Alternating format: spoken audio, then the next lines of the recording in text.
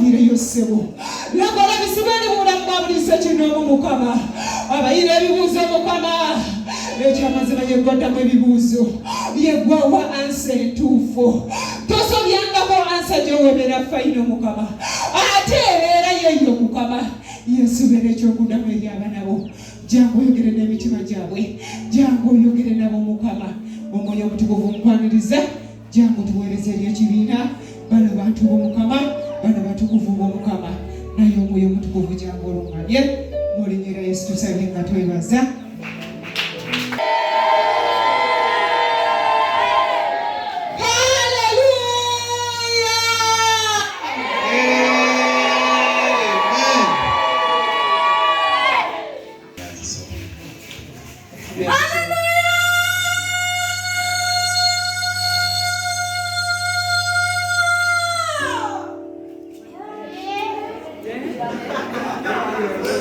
Yes, obulungi yeebazibwe. Kale tikyaddamu jangu okuba leero yogeddemu. Bwekulema nganze njikuba. Sisita Mukama akonya omukisa ogikubye.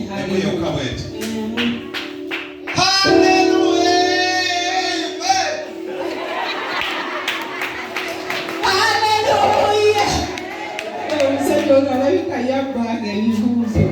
Naye bavako ku bibuuzo. Ekyamazima nange mupangudde. Mukama abawenye omukisa nga mutuula. Weetuulireko. Ne bwe bagamba mbu goba ogoba musajja muno olekamu ekikuza. Naye nange ono ampangulire. Yesu mulungi yeebazibwe. Twebaza Katonda.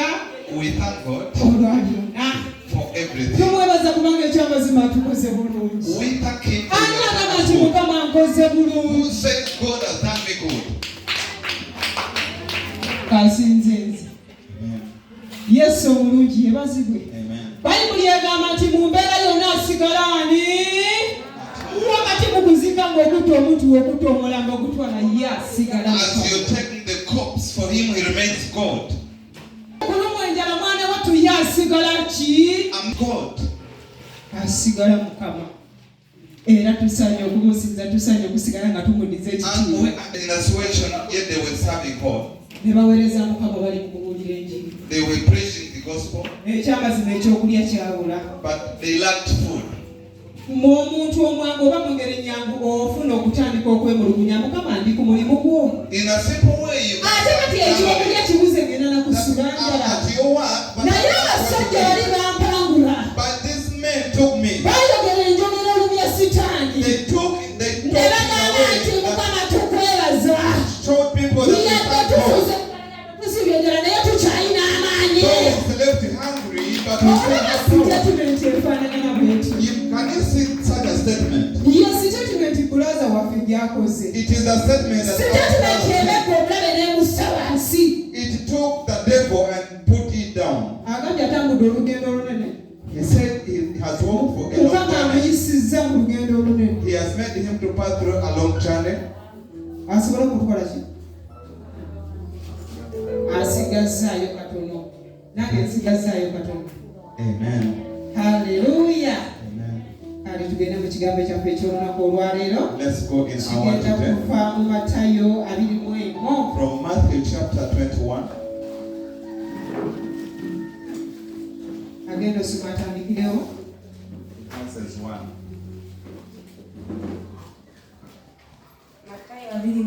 Matthew 21 from verse 1. Bwe basemera okumpi ne Yerusaalemi ne batuuka e Besugeefi ku lusozi lwa Zeyituuni. Awo Yesu n'atuma abayigiriza babiri n'abagamba nti mugende mu mbuga ebali mu maaso. Amangu ago munaalaba endogoyi ng'esibiddwa n'omwana gwayo nayo mugisulule mugindeetere. Naye omuntu bw'anaabagamba ekigambo munaagamba nti Mukama waffe ye ajja azaagala naye anaaziweereza mangu ago. Kino kyabaawo ekigambo kituukirire nnabbi kye yayogera ng'agamba nti mubuulire muwala wa Sayuuni nti laba kabaka wo ajja gy'oli omuteefu nga yeebagadde endogoyi n'akayana omwana gw'endogoyi. Yesu omulungi yeebazibwe.